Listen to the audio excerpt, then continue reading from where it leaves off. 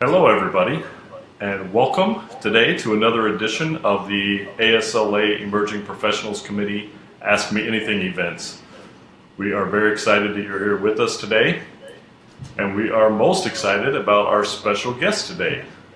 Today we have with us Mark Focht. He is a fellow of ASLA, and he is currently the Deputy Commissioner and Chief Operating Officer of New York City Parks. Mark, thank you for joining us today. We're happy to have you. Thanks, Daniel. It's my pleasure. I want to start off just by having you tell us your career path, how you ended up as COO of New York City Parks. That's kind of an interesting place, an exciting place for a landscape architect. So I'd love to hear a little bit about how you ended up there. Position here, I've only been with New York Parks about 4 months, so I started in January of this year. But I've been practicing landscape architecture for about 30 years. I have undergraduate and graduate degrees from Penn State and University of Massachusetts at Amherst. I spent about 10 years in the private sector with firms in Philadelphia. And then in the mid to late 1990s, I made a transition in my career and I moved into the nonprofit world. And I think we'll talk about this probably later, but I made a very conscious decision to move. I made a transition in my career, and we'll talk about that more. But I spent a few years in the nonprofit sector, but then my bulk of my career was 18 years with the city of Philadelphia, with Fairmount Park and Philadelphia Parks and Recreation. So I worked in the public sector. I spent my last 11 years there as first deputy commissioner of Parks and Recreation for Philadelphia, and then came here to New York to the brand new role of chief operating officer for New York City Parks and Rec, which is the largest parks and rec department in the nation. So it's a rather interesting and unique role for a landscape architect, but the majority of my career has been in the public sector. All right. Sounds like a interesting career path. You are unique in some degree as a landscape architect working in the public sector. I mean, there are lots of them out there. Before we get to our 5 starting questions that we typically start with, let's just stay down this path. What do you see as the differences between the time you spent in private and public, and why do you feel strongly about working in the public sector? Majority of landscape architects in the nation work in the private sector. According to ASLA statistics, probably over 85% of landscape architects work in the private sector. That's understandable. There's incredible career opportunities in the private sector. But that means a very small percentage of us work in the public sector. And what I hypothesized about in the late 90s and what I have found to be true over the last almost 2 decades is having a role as a landscape architect in the public sector is very meaningful. You have a seat at the table, you're part of a process that makes decisions on how resources or money is raised and allocated, and how you can put your skills as a landscape architect to work in the public realm, really enhancing the quality of the environment. And that could be physical built environment, not a natural environment that we as landscape architects are trained to work with, and that the majority of the public engages us. Really, and so I have found it to be exceedingly rewarding, and I've advocated very strongly for young landscape architects to consider a role in either the nonprofit sector or the public sector. All right. I'm going to start off with our 6 questions. We made you aware every one of these events we do, we ask the same 6 questions of everybody, and it's interesting to see the scope and the breadth of the answers to these. So let's start off with number 1. If there was one thing you wish you could tell your younger landscape architect self, what would it be? It's a great question, and I think I'm going to take liberties at the start here and say not one thing, but it's a combination of 2 things. It's not to be afraid to ask questions in whatever work setting you find yourself in, either it's a summer job or a full-time job as an emerging professional. Don't be afraid to ask questions of those around you. That's how you really learn. I think when you're new in any job, but certainly as a landscape architect, you may be a little intimidated by the setting, or you may feel that you don't know enough to ask questions.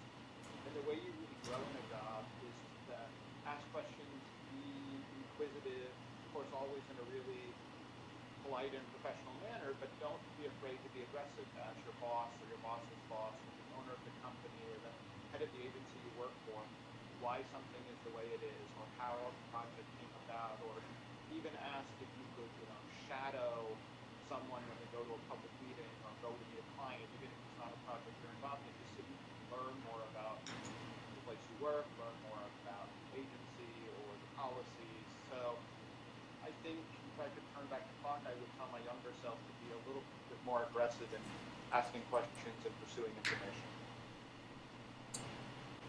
That's a great answer. I am getting a little talk here that people are having trouble hearing you, Mark, so I'm working on figuring out a way to get your audio boosted a little bit. Okay. Maybe in the meantime, if you can speak up a tad, that might help. All right. Let's move on to our second question. We do have some questions coming in from the audience. Keep those coming and we'll get to them shortly. Our second question from our list: who or what has had the biggest impact on your career so far? Well, there were certainly professors early on in my career at Penn State and at UMass that were really formative. And I think, if you're lucky, most people have those in their academic careers. That's not that unusual. For me, it was a formative event. About 10 years into my career, I was working very happily at Wallace Robertson Todd in Philadelphia, doing great land planning and design work. But after being in the profession about 10 years, I was growing increasingly frustrated that you were only ever the consultant. You were only ever advising folks on what the final outcome should be. You were never actually directly effectuating change. And just through a series of events about, like I said, year 9 or 10 in my career, the realism that if I wanted to really have the ability to affect change, again, particularly in the public environment, I had to transition my career from, as I've said many times, from one side of the table being being the consultant, to the other side of the table being the client. So really work myself into a position where I could engage landscape architects and other like-minded individuals and firms to do really exciting, high-quality work. So it was more the kind of dawning realism in about, years 9 or 10 into my career that I wanted to make that switch. And that probably, more than anything else, has shaped the last, 2 decades of my career. All right. And what is your favorite thing about being a landscape architect? Obviously, you talk about being the client now. On that side, that's a little different. But as a landscape architect, what do you enjoy the most? I think generally it's just a really fun profession. We're really in tune. Most landscape architects, as I've traveled and met with young practitioners and students, most of us have come to this career through a kind of circuitous path. Unfortunately, the knowledge of our profession in like elementary, middle, and high school is not as deep as we would all want it to be. So we kind of come to landscape architecture. I came to it through architecture, thinking I always wanted to be an architect, and then ended up, making a number of early career decisions to become a landscape architect. And I think it's a really fulfilling profession. I think we're uniquely trained to really work with people in their communities, to be consensus builders, to listen, and to reflect kind of the values that we hear. So the thing I like most about being a landscape architect is really engaging with the public. All right. Then you definitely found yourself in the right spot for that. Yes, most definitely. Well done. All right. This is a question of some debate. We get a little bit of both. But in your opinion, hand drawing or computer graphics? Well, I'm going to split it right down the middle. It really has to be a combination of both. I think that part of the art in landscape architecture is really hand drawing or hand conceptualizing and really understanding, not relying on technology, just relying on your hands and your own skills to really sketch out ideas. There's something just really beautiful about the texture of hand-drawn rendering. Technology is an amazing tool. It helps you in many different ways that can really help clients and the public understand what you as a designer are envisioning. because you have unique skills as a landscape architect to envision things the public doesn't. That's why we do what we do. So it really has to be a blend of both. I think it has to be full of really sensitive touch on hand-drawn and beautiful work, but then also not be afraid to use the technology. I think the one caution I have about the technology is sometimes I believe students and young practitioners get so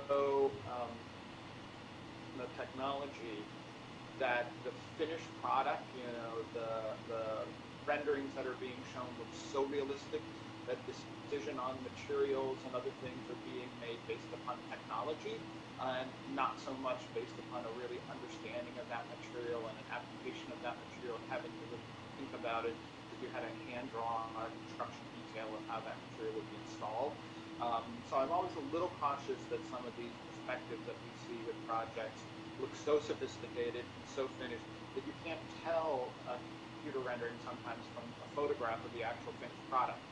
And that's where I get a little nervous about it. To me, that's crossing the line a little bit, a little too far into using technology. Do you think there's a push from the client side for that technology? I think in some cases there is, yes, but I also think that students and emerging practitioners, particularly when you're coming out of school, I've often said to students that academia leads practice, whether you're talking public practice or private practice. I'm sometimes worried that students coming out of school and young practitioners will be disappointed at the technology in offices, because technology is always leading at universities. And you come out, and I think it's the young practitioners, emerging practitioners' responsibility to push offices and push clients of using technology, because they generally know it better than their older peers in offices. So it's kind of I could see it both ways. They should push their offices and or agencies on using technology, but not letting it dominate. All right. That was a great middle-of-the-road answer. They're both important. All right, moving on to our next question. Are there skills or traits that every landscape architect should have? Yes, this is the easiest question because it's been the same to me for years. Communications, verbal communications and written communications. Yes, you need to be good at grading and drainage and computers and stormwater management and plant materials and everything else. But if you come to me to work at a firm or come to me to work at an agency, public agency like NYC Parks, I can make sure that you have the skill set that you need. I'm going to help you understand how we do things. What our palette of materials. You'll have to learn. You're educated at Penn State, but you move to Phoenix, Arizona, you're going to have to relearn the plant palette anyway. But I'm going to want a young landscape architect to be able to speak well, be confident in their speaking, be able to engage with lots of different people, be comfortable making public presentations, and be good at writing. But we still produce reports, still doing memos, even though everything's electronic, but you're still producing written documents that become, in some cases, legal or archival documents.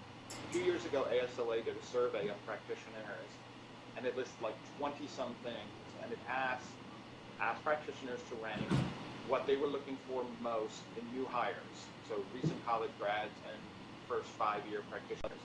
And across the board, regardless of type or size or geographic location, written and verbal communication were the number 1 and 2 things that most practitioners look for.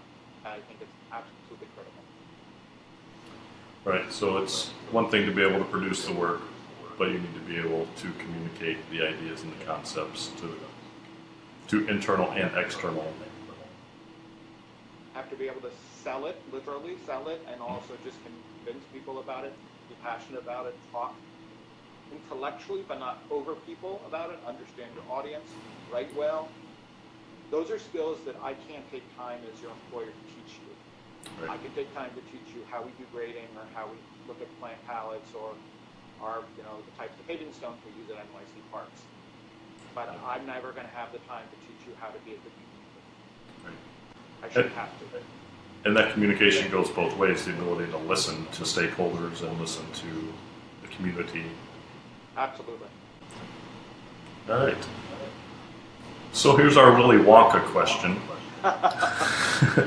If you were to receive a golden ticket to visit any landscape in the world, where would you like to go? I think it's a combination of two things. It's really urbanization. Our world is growing more populous in urban areas. We are urbanizing as a world. We see it in the United States, but all over the world. So I think any places that are urbanizing rapidly, and I put in there India, China, places like that, and also, so kind of the urbanization mode, but then also I'm personally very interested in what's going on in Asia. In China, I was just with some colleagues last night, and there's the ASLA meeting, the Council of Educators in Landscape Architecture. This American organization is holding their annual meeting later on this month in early June in Beijing. They're holding it in China because in Beijing alone, there's over 6,000 landscape architecture students attending university just in the city of Beijing. So the rate at which landscape architects are being educated in Asia, particularly in China, is really fascinating for the profession. So if I could get that golden ticket, it would probably be to go to China and look at their growth, look at their education system. So that's how I would spend that first class golden ticket I'm going to get. First class? I don't know. It's a golden ticket. It's true. All right. We are going to go to some audience questions, Mark, but I am still getting some messages coming up that people are having a hard time hearing you. I've got you boosted as much as possible here, so I guess the louder you can talk or closer to the mic, I guess, will be how we'll get to it. Apologize for the technical difficulties to you and to everybody else. All right, so we're going to start with a question from Michael D'Amico. He says, "Hi, Mark. As an emerging professional, I have always been drawn to public work, but it has been quite difficult to find an opening. Is it just a factor of time and being in the right place at the right time?" Yes, it is a factor of time, although I will say that keep at it. I'm thrilled to hear that you're interested in the public sector. You really have to keep dogging the systems, reading. So let me back up.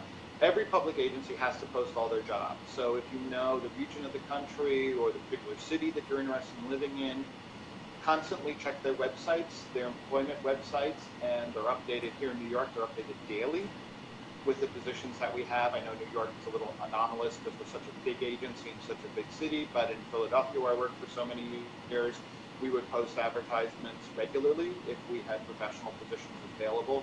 So the one great thing about working in the public sector is employment opportunities are always known to anybody if you go look at a city or agency website.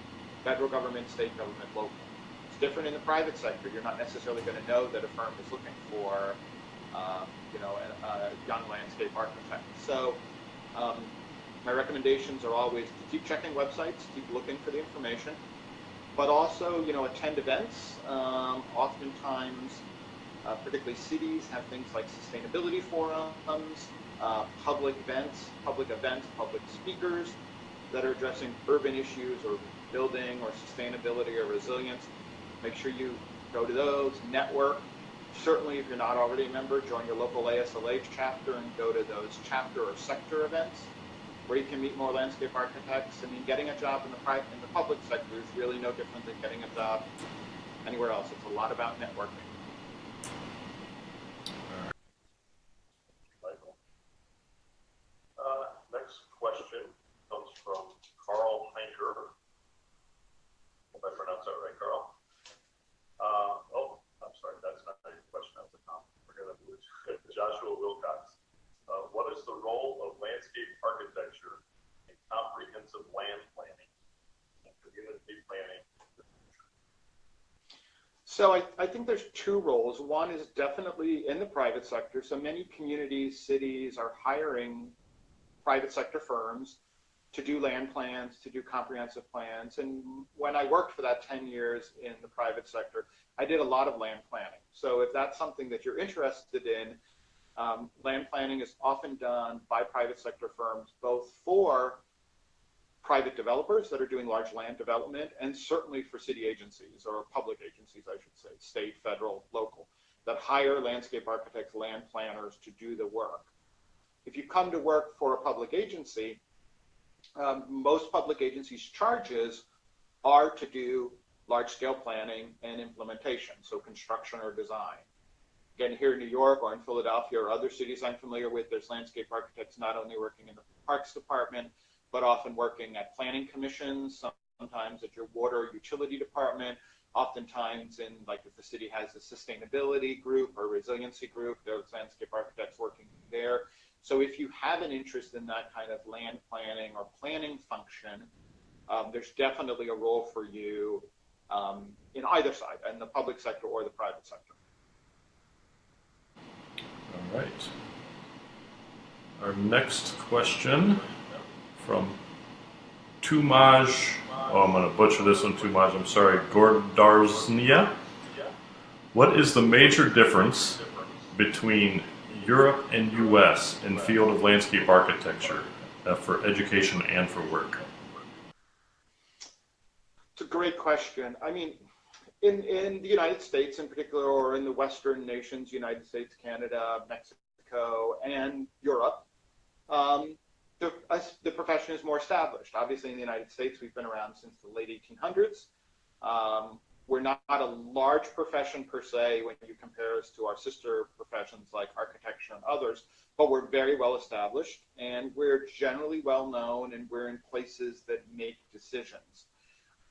In countries, and I've mentioned China, but also India, other emerging countries, newer. So it's kind of, it's in ways, my theory, I've heard many other people talk about this, landscape architecture,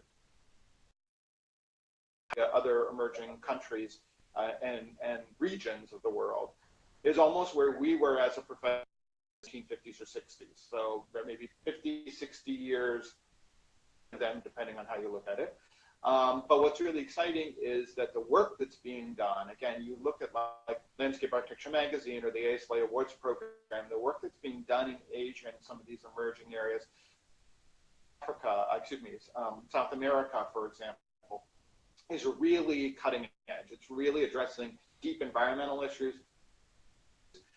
So I hope I'm answering the question, but basically I think that the profession outside kind of the Western world is smaller, but growing at an exponential rate. It's growing much larger in those environments than it is in the Western world. And it's very, very aggressive in those other places, but it's not as well established as it is in the Western world.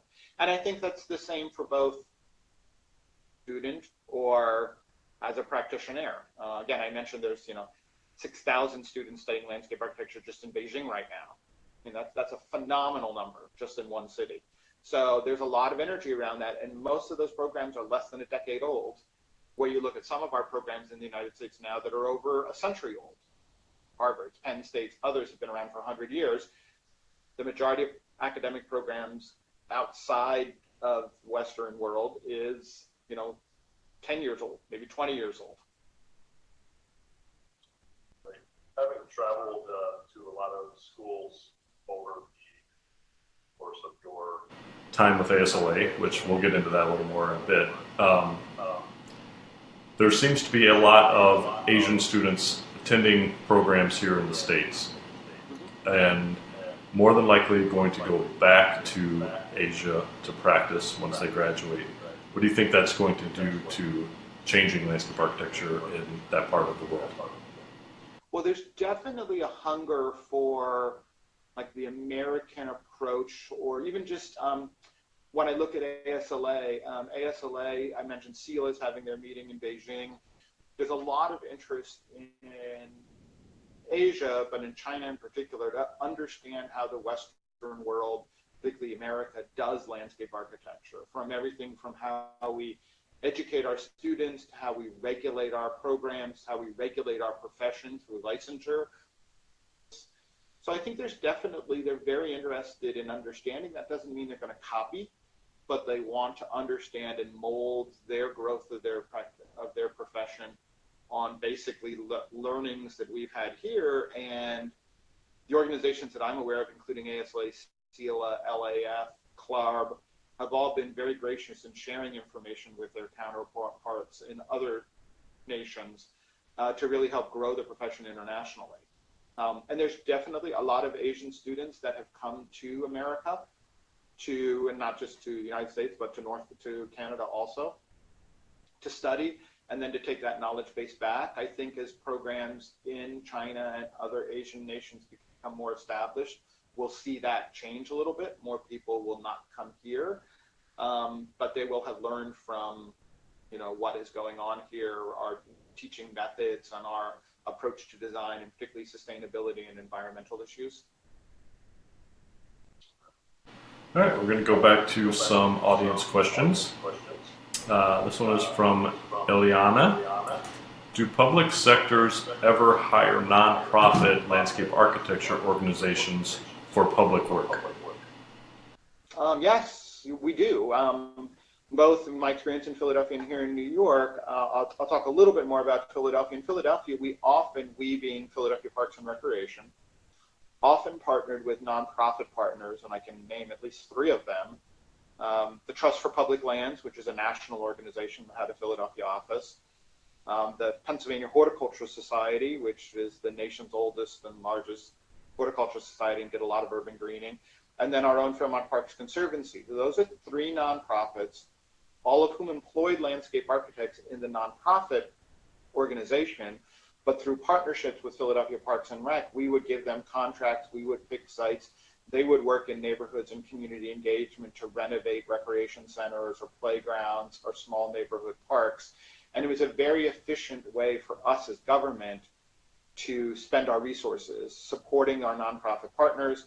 We often raised money together from private foundations, and then that enabled them to pay their staff and then get projects done quicker than government might be able to. So yes, that's a very, very strong model I see being done here in New York, and it's basically being done all over the nation. To a question from your fellow New Yorker, Jennifer Nitsky. Jennifer says, and this topic is very, very important to you, I know. How do you feel that landscape architects can best position themselves as leaders in green infrastructure projects? I didn't even plant that question, but thank you, Jennifer. That's a great question.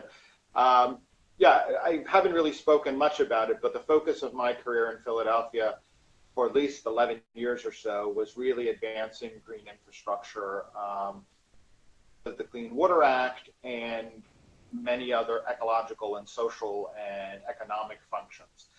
I think landscape architects are uniquely suited to lead the charge on green infrastructure for a number of reasons. One, we are completely capable of understanding the technology and the calculus, the engineering of managing green infrastructure. We should never doubt ourselves on that. We understand how to manage stormwater. We understand grading and drainage. We get that. We can master that if we so choose. But then we also have the other 2 components. We understand plants and native systems. We understand how plants and vegetation, wildlife, how all the natural systems work. And then we understand the community component. We're really skilled at working in a consensus mode, building consensus, working with constituent groups. So if you put those 3 together, the design elements, the engineering elements, and the community-based knowledge and consensus building, I think the landscape architects are uniquely positioned to lead green infrastructure. So how do you do it? You have to just constantly advocate for it. If you're working in an agency, if you're working at a private sector firm, you have to make it be known that you're interested in green infrastructure, sustainability, resiliency, whatever the subject matter might be. Position yourself to be involved in those projects, on those teams, volunteer to go to conferences, educate yourself on it, demonstrate leadership, demonstrate initiative, and you will have some amazing assignments, and you will find yourself part of that critical conversation. Great advice. Our next question, this is a long one, so bear with me, comes from Holly. Do you think landscape architects will become sites accredited professionals now more than seeking the lead accredited professional? And how important are these to landscape architects as part of their daily lexicon to be competitive in the job market when creating sustainable public or private environments, specifically using emerging greening technologies and green infrastructure. Okay. Got that? Another great question. That right now, Leeds is such a powerhouse that I don't want to in any way underestimate the power and the position that a Leeds accreditation for professional earns you, particularly amongst our peers in architecture and other practicing professions. Sites is kind of the new kid on the block, and I was very involved in my leadership role at ASLA with getting sites, something I'm very proud of, and I advocate strongly for landscape architects to become sites accredited, but also to get Leeds accredited at the moment. They really are two separate programs. And if you're not familiar, sites is run by the Green Building Certification Institute, GBCI, the same organization that manages and implements Leeds. And now WELL is the Interior Building Criteria Program. So those three programs combined, Leeds, WELL, and sites, an incredible package of credentials on sustainability and environmental issues, outside, inside, building systems, everything. And because they're all run, so ASLA and our partners have licensed sites to GBCI, and GBCI is the one that's taking on the process of training, accreditation, licensing. And so, it's in their best interest and our best interest. There's not going to be a lot of duplication between Leeds and sites because they really are two different products. So my recommendation is if you're interested in Leeds, to pursue Leeds, but not at the exclusion of sites. Eventually, sites will build up. Our fervent hope is sites will build up to be as powerful as Leeds. But site is really about landscape architecture and site work. It's not as much about buildings. All right. Another question from the audience. Any general notes or recommendations for the emerging professional, especially if they live in cities that may not have many landscape architecture events or talks? Yes, I think you really need to broaden how you think about the profession. And I've often used the example of, getting involved in a neighborhood urban garden or a community greening initiative, or even in small plant towns that may still have street tree commissions, volunteering to be on your street tree commission. This is all part of growing the awareness of landscape architects, who we are, what we do, but it also begins to position yourself in a place with an organization. Again, if you're a volunteer shade tree commissioner, that you have authority and bring your knowledge to the table and you can help dictate or form and mold policy. So I fully appreciate not every city has a really robust, perhaps ASLA chapter. The other thing that I encourage you to do is there are so many programs in landscape architecture now. I think the last count there's about 97 programs in the United States in undergraduate and graduate programs combined. How about getting engaged with your local university, being a guest lecturer, or asking to go to meet with a professional practice class, or if not at a college level, maybe a community college level, or volunteering to go, if you have children, go into your son and daughter's school and talk about what you do as a landscape architect. So there's lots of ways to grow awareness of the profession, but also then to connect with other folks, because as I always say, you never know who knows another landscape architect. True. All right. Okay, we're going to get slightly political. Okay. Do you feel the profession of landscape architecture is in jeopardy with the current administration, especially in light of the trending views on the environment? A resounding no. I don't think we're threatened. We will only be threatened if we are passive and if we don't stand up for our values and don't really aggressively pursue kind of our ethics and our morals.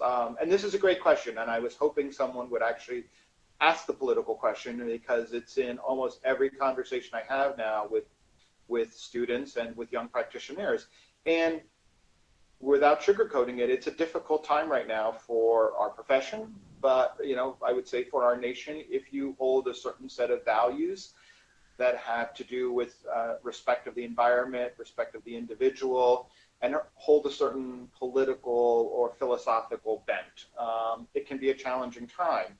However, I think as we've seen in the general political environment, that the result of last November's election has really provided a spark to a new political movement of re-engaging young people in the political process. And I think it can do the same for us as landscape architects. I've said that I believe, whether or not we're talking about landscape architecture or economic equality or social equality, that in the 8 years of President Obama, we probably felt, I felt, and folks with similar ideas, felt that the nation and the world was going in the right, quote unquote, right direction. It felt good, it felt right. And to some extent, we probably took it a little bit for granted. The extraordinary movements that we made under President Obama on things like climate change, same-sex marriage, many other things, just felt right. I think the last November's election was a little wake-up call that we shouldn't become complacent, that we shouldn't assume everything's going to continue to go in the direction we might want it to. But at the same time, I think if you look back, not just over the last year, but over the last several decades, generally, we as a nation and a world are going in the quote-unquote right direction.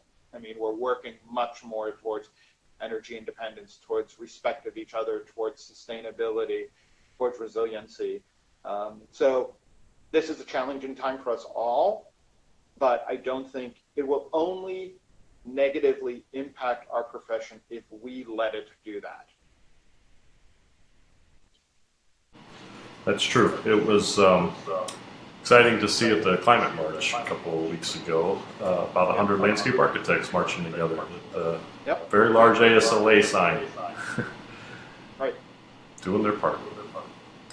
All right, we're going to move on to our next question. And if anybody else has questions, viewers, please keep putting them in there. We've got time to cover plenty more, so feel free to ask away. All right, so the next question asks if New York City Parks works with the New York City Department of City Planning, and if so, is that a positive relationship?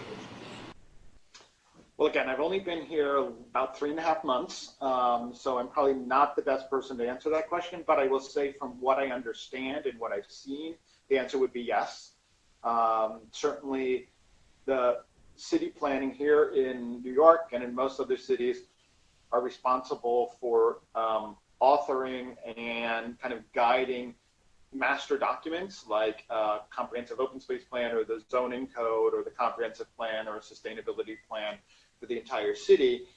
And then oftentimes those documents are developed with substantial input from the city operating departments, including, transportation and water and parks and police and everybody. And then everyone has their piece of it to implement. And here in New York, we're responsible for about 14% of the city of New York, but a little shy of 30,000 acres. So when you talk about environmental issues, open space, we have an initiative here in New York, like many cities have, to get a park or open space within a 10-minute walk of all of our 8.5 million residents. And that's a large planning goal, and the department is largely the one responsible for achieving that goal. So again, based on my experience in other cities and what I've heard so far since I've been here, I would say the answer to that is yes. Next question is education. Do you see an importance in pursuing a PhD in landscape architecture? Would one benefit more from remaining in practice or pursuing a degree? It's a great question. I will say really that is such an individual decision. It really depends on what you want to do as a landscape architect. Certainly, if you want to teach, if you want to pursue an academic career or perhaps something in research, absolutely a PhD would be beneficial. I would say if you feel you want to practice, you want to build the majority of your career around practice, I don't believe it's necessary to have a PhD. Well, I will say it is not necessary to have a PhD to practice. Certainly, so many successful landscape architects have practiced with accredited bachelor's, undergraduate degrees. Some also have their master's degree. So, and until recently, and recently I'd say the last decade, when there started to become PhD programs, a master's degree in landscape architecture was considered the terminal degree as far as you could go. I taught as an adjunct for 21 years at Temple University in Philadelphia with a master's degree because when I started teaching in the late 80s, there were no PhD programs. So again, it's a really personal decision based upon where you see your career as a landscape architect going. Right. Sticking with that education, you mentioned earlier kind of some of the disparity between technology at university and in the firms. Are there any other gaps or disparities you see between education and practice? Well, there is, I will answer that in part with a story, which several years ago, I was on a panel to help Penn State think about a new curriculum. And, you know, we had a bunch of folks and we had working groups and we all sat around and constructed our ideal undergraduate program. And at the end of like a 3-hour breakout session, we were very proud to present to the head of the program the first 8-year undergraduate program, because we felt that there was so much that landscape architects should know in an education, but the reality and the practicality is you can never teach everything. This is such a diverse profession, and depending on what you do with it, you know, you may not get the full education you need in an academic setting, and then you need to get it another way. Maybe another degree. We just talked about going for a master's or a doctoral, or maybe just a work experience. So I think there's actually, you know, quite a few things. I think most accredited programs in landscape architecture don't give students enough business skills if you want to work at a private sector firm or eventually have your own firm. I don't think they give enough practical experience in working in the government sector. So I think there are gaps in education, but that's not really a criticism. It's just an acknowledgement that there's no way that you could ever educate a student in landscape architecture, everything this profession embodies, unless you want to spend, you know, the first decade, unless you want to spend your entire 20s going to school, which most people don't. Yeah. All right. I want to segue a little bit into the American Society of Landscape Architects, ASLA. You have been very heavily involved there, served recently as president. Tell us a little bit about your experience. When you got involved in ASLA, what led you to become more involved, and until you got to the ultimate position, I guess, and why it's important to you in your career. Well, ASLA, and I will preface this, and it won't be probably surprising to anyone that's listening to me. I mean, I'm very biased and pro ASLA. I did have the great honor to serve as president of the society in 2014. I started out at the local level when I was a young practitioner in Philadelphia. I was a member of the Pennsylvania-Delaware chapter. I volunteered on committees, and I spent a decade plus working at the local level. And then in 2008, we hosted the annual meeting in Philadelphia, and I was co-chair of the host committee. And after that, I just started to really become engaged with the national staff and national leadership, and an opportunity presented itself to serve as vice president of communications in 2010 and 11. And so I was elected to that role, which was a huge honor. That's when we were redesigning Landscape Architecture magazine. Brad McKee had come on board. We were redoing the website. So that was a very exciting time for ASLA. And then shortly after ending my 2-year term as vice president, I was elected as president. So I think that the importance of ASLA is the world's, not the nation, but the world's largest and oldest professional association representing our professional landscape architecture. Established in 1899, we have over 16,000 members, 48 full-time staff members at our headquarters in Washington, D.C. that do an absolutely amazing job, considering I think currently only 3 or 4 of them are actually educated in landscape architecture. They otherwise have, you know, marketing, finance, human resources, politics, political science, all kinds of backgrounds, but they're really committed to our profession. We have considering our relatively small size, we have a very, very strong power and presence on Capitol Hill informing legislation. And going back to the earlier question, which is even more critical in this administration than in past administrations. And it is what it is. It is the only only association representing our profession. So I think it's critical as students to join your student chapter and then parlay that into being an ASLA member all the way up.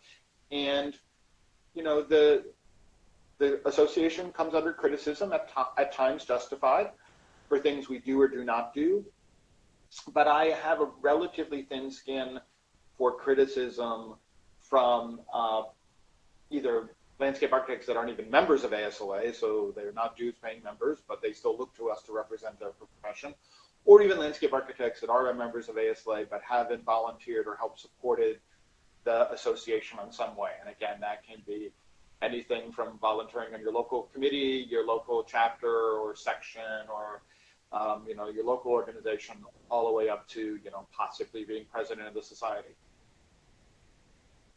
Just segue into a question that just came in. How important is it for student chapters to get involved and engage with professional chapters? What is the best way to create?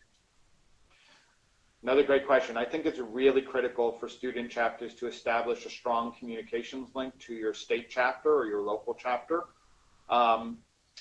For many reasons. I think it runs both ways. It's clearly helpful for students in a student chapter to be engaged with practitioners. And going back to an earlier question about as an emerging practitioner, how do you find your way in the profession? How do you make those connections? One great way is through the chapter. So if you're a student or a recent graduate and you can engage with a student chapter, a lot of state chapters, ASLA chapters, have great state annual meetings. Pennsylvania, Delaware does, New York does, New Jersey does. And they're often looking for students to help volunteer at the events. You often don't have to pay any registration, but if you're willing to be a room monitor for an ed session, we even do that at the national annual meeting. This year it'll be in Los Angeles, next year in Philadelphia. So there's often ways to engage, and it gives you the opportunity to meet with professionals and interact with them and really learn from them. So I think it's great for the students. Conversely, it's great for the practitioners because, again, the students will bring, or emerging practitioners will bring, younger, fresher ideas, new ideas on how to do things, certainly generally more comfortable with technology and outreach and engagement. What your generation, whatever your generation is interested in and what attracts them. So I think it's really critical. Some chapters have done a great job. Some chapters have actually created a seat on their executive board as a liaison between the chapter and, if you're fortunate enough, for example, in Philadelphia, we had 5 programs of landscape architecture, which was really unusual. But so we had liaisons to all the different universities that had accredited programs in and around Philadelphia. And if you're involved in your student chapter and your professional chapter doesn't have that, reach out to them and try and establish that. And frankly, if you don't get traction at the state chapter, talk to folks at National, talk to the staff at National that can often help situations. Great response. There's definitely lots of ways to get involved. Just start that contact, I think, and go from there. Yep. Next question, does ASLA interface at all with other professional organizations like the Australian Institute of Landscape Architects to work together on things like climate resilience? Yes, so 2 levels. So let me answer that in actually 3 ways. One thing is ASLA is very engaged with all of our sister related American professional organizations. So literally right now as we're sitting on this conversation, the American Planning Association, the APA, is having their national meeting here in New York. The leadership of ASLA is here, attending the APA conference and having high-level conversations with APA. So between it's APA, AIA, the American Institute of Architects, ASLA, ASCE, the American Society of Civil Engineers. So planners, architects, landscape architects, and civil engineers. We form something called the President's Council, where once a year the highest level leadership of all those organizations get together and talk about allied interests, challenges, opportunities, but then also on a very regular basis the staffs of all the professional associations. That's specifically to America, the United States. Similarly, all the landscape architectural organizations in the United States. So CELA, I've already mentioned, Council of Educators of Landscape Architecture, ASLA, CLARE, the Landscape Architecture Foundation, the Canadian Society of Landscape Architects, IFLA, the International Federation of Landscape Architects. Once a year, that leadership gets together. And right now, their focus is on diversity in the profession, something that we've been talking about for decades. trying to work on is growing the diversity in the landscape architecture professions through each of our respective organizations. So right now the focus is on diversity. In the past, it's been on resiliency, it's been on climate change, it's been on sustainability, but the focus for 2016 and 17 is kind of a 2-year focus, is diversity of the profession. But yeah, that's kind of an international focus. All right. One more question. I am a young professional and I'm working on getting my license. Would it benefit me to try to acquire an office in my local chapter? Be elected to office in the local chapter? Well, thank you for the question about licensing. I was hoping someone would ask this. So let me just talk about licensing for a moment, then I'll connect it to the chapter. As a young practitioner in landscape architecture, I think other than, having a job and sustaining your life, your second most important responsibility is to become licensed. And I often use the example, and I didn't originate this example, but you would probably, nor should you, go to an unlicensed doctor or have your taxes done by an unlicensed accountant, or if you have to be represented in a court of law, be represented by an unlicensed lawyer. So our society establishes respect and expectations and accountability based upon this property and welfare of citizens. We should be licensed. So there's no reason that a landscape architect should not pursue licensure. I just feel so strongly about that. The only way that we will continue to grow in authority and power is to be licensed. Again, we're small in number. The U.S. Bureau of Labor Statistics estimates there's about 30,000 in the nation. There are about 26,000 on the different licensing registrars in all 50 states. ASLA has about 16,000, 17,000 members. We spent a decade at ASLA working to get licensure laws passed in all 50 states, and we're just getting it passed in the District of Columbia. So the first time in the history of the profession, we will be licensed in all 50 states plus DC. There's a decade worth of work to get that passed, and we're constantly protecting it. So it's critically important that you become a licensed landscape architect. And that often, when I talk to students and young practitioners, that often should inform how your career develops. It's often almost easier to become licensed to go to work in the private sector, work for a licensed landscape architect, work in an office, get the whole skill set to take the exam and pass the exam, perhaps before you move on to a nonprofit or public sector work. As far as tying it to ASLA membership, please keep in mind that there's no connection between licensure and membership in ASLA. It's different than some of our sister organizations that do tie licensure and membership. We had a really robust conversation a few years ago when I was president of ASLA about whether or not licensure and membership should be tied together. There were strong opinions on either side, but in the end, there was a pretty strong majority that wanted to stick with the fact that the two are not tied together. So while it's great that that as a leader in whatever level landscape architect of ASLA you might aspire to, you are licensed, but it's certainly not a requirement, and it can never be held up as a reason that you can't hold office. All right.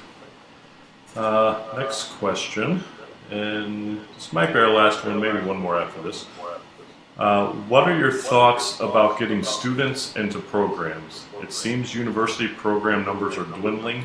How do we promote the profession to the next generation? Yeah, it's another great question. It's a responsibility of all of us, and there's just kind of been a thread in this conversation. I hope you have a sense of it, that I'm very passionate, and we really need to constantly raise the awareness of the profession. We have to be out there. We have to be volunteering. I mentioned your Shade Tree Committee. You have to work on ASLA. We're going to grow our numbers by growing awareness of the profession. You're going to grow awareness of the profession by starting in the schools. We used to think a decade or so ago that you had to start at high schools. The growing sense is that it's, if you just target high school students, that there's more initiative to target elementary schools and even middle school students when they're really in their formative stages. In the April issue of Landscape Architecture magazine, if you may recall, if you received LAM, there was a separate document that was produced by the staff, which was really awesome. It came out in April because April was World Landscape Architecture Month, And it was targeted specifically to helping elementary school kids understand our profession. And if you go online, there's lots of resources made available for free from ASLA, teaching guides, fun projects that students can do. And we really need to start out by getting into the school system, engaging younger kids and helping them understand. I mentioned earlier, I know this is generally an audience of younger landscape architects, but if you are a parent or you have a young child, going into their school for career day and talking about, what my mommy and daddy are a landscape architect and what that means, it's really incumbent upon all of us to do something like that to help grow the awareness of the profession. You're right, let me back up. You're right, the numbers are dwindling. I will say that it's a little less, it was never at a crisis mode, but when I was president in 2014 into 15, the numbers were looking pretty challenging. And the sense was that the numbers, by meaning the number of folks enrolling in programs, the numbers have started to climb back up. So most academic programs are reporting a rebound in the number of applications for undergraduate and graduate programs. So whatever may have caused that bottom out, and it may have been most people attributed to kind of a hangover from in 2009, 10, 11. But the numbers are looking better. We still have to grow them, and they're not growing at the way they were growing pre-2007. They're not growing at that clip, but they've stopped shrinking. All right, and in closing, I just want to ask you something that was important to you during your time as president is about to become reality. The Center for Landscape Architecture is having its official grand opening next week. Talk about why that was important to you and what that's going to do for the profession. So for those that you're not aware, Daniel is referencing the Center for Landscape Architecture is a new facility in Washington, D.C. That's a renovation of ASLA's headquarters. So ASLA bought a building in the 1990s in the Chinatown section of D.C. when it was not a great neighborhood. We made a very, very wise investment for a small organization, and we own our own building, which Washington, D.C. is now one of the hottest real estate markets in the nation, and we could never afford to buy a building today. So we're very well suited from that from a financial perspective. But the building was looking very stuck in the 1990s. It wasn't kind of an open concept. It was kind of a closed off storefront. It wasn't really showing our profession in the best light. So while I was president, I advocated and cajoled and arm twist and got a lot of folks engaged in a significant fundraising campaign. And 2.5 years later, next week, we'll be cutting the ribbon on the new Center for Landscape Architecture. So we rebranded the whole facility. It's not just about the headquarters of ASLA. It's about hosting outside events, allied organizations and professions. The whole facade of the building's been redone with a new glass facade. So anybody that walks by, we're on a busy commercial high street between 6th and 7th in DC. You can see right in. We're going to have rotating exhibits, speakers, and it's already being used. The National Building Museum has already leased out the space to hold seminars in it. So we're opening, we're literally both physically and kind of psychologically opening our space as landscape architects to all of our allied professions. There's a number, interestingly, there's a number of committees on Capitol Hill in Congress that love the green roof on our building and our headquarters building in the late 1990s, designed by Michael Van Valkenburg. We have an incredible green roof, well before folks were doing green roofs. And so the combination of the green roof and now this really transparent green building, it's well and sites will really speak well for our profession. So if you're ever in DC, just please drop by 676 I Street Northwest. All right, it is a beautiful space and going to do wonderful things for promoting landscape architecture. Yep. All right, well, we are at the top of the hour. So I'm going to give you just a moment to any closing comments or thoughts you have, and then we'll close it down.